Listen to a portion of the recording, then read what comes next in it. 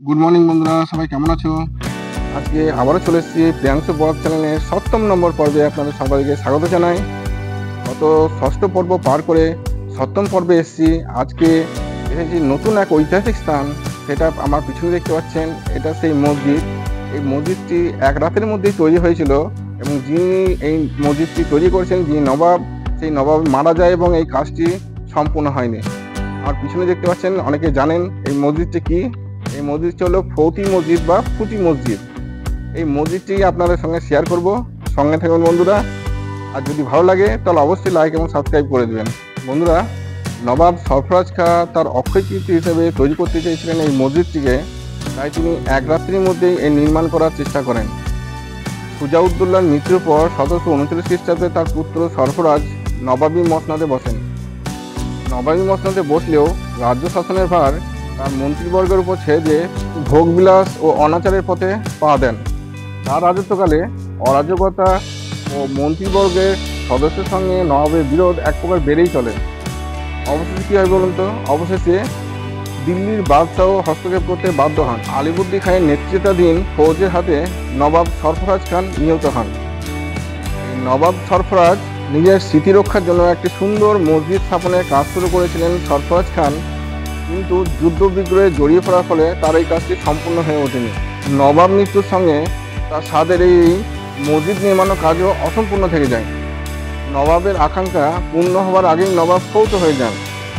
অসম্পূর্ণ এই গম্বুজের কারণে এই মসজিদটি ফৌতি মসজিদ বা ফুটি মসজিদ বলে পরিচিতি লাভ করে।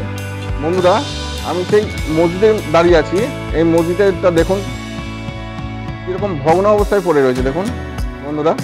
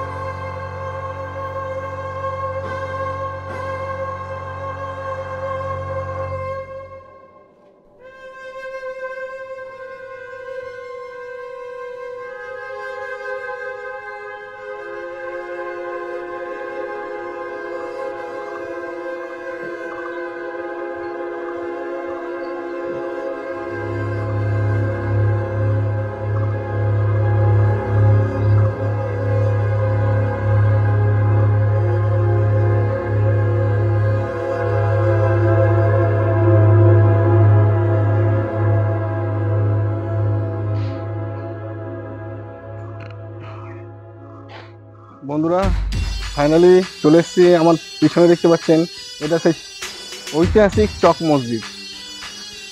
আমার পিছনে দেখছেন কি সুন্দর লাগছে বন্ধুরা, এটা সেই চক মসজিদ। মুর্শিদাবাদের ৭ গম্বুজ বিশিষ্ট একমাত্র মসজিদ হলো এই চক মসজিদ। মির্জাপুরের বেগম মুন্নি বেগমের নির্দেশে তৈরি হয় ১৭৬৭ সালে। মুঘল স্থাপত্যের এক উজ্জ্বল নিদর্শন এই মসজিদ। ঈদ বকরিদের সময় এখানে বিশেষ নামাজের ব্যবস্থা হয়। এই মসজিদটির বৈশিষ্ট্য হলো ৭টি গম্বুজের আকার ও আয়তন এক নয়। মাঝের গম্বুজটি সবচেয়ে বড়, দুই দিকে গম্বুজগুলি ক্রমশই ছোট হয়ে এসেছে। দুই প্রান্তের গম্বুজ দুটি চতুষ্কোণ তাজিয়ার মতো। গম্বুজের নিচে পঙ্কের অপরূপ কাজ। মসজিদে 7টি প্রবেশদ্বারই কারুকার্যময় খিলান। সামনের মিনার দুটি বড়, পেছনের মিনার দুটির তুলনায় অনেক ছোট। মসজিদে রয়েছে বিখ্যাত বীণা বাদক ওয়াজিদ আলী খানের সমাধি। ওয়াজিদ আলী খানের স্মৃতিতেই এই মসজিদটি উৎসর্গিত। আজ এই পর্যন্ত, আবার দেখা হবে আগামী পর্বে নতুন এক স্থানে, নতুন এক স্থানে।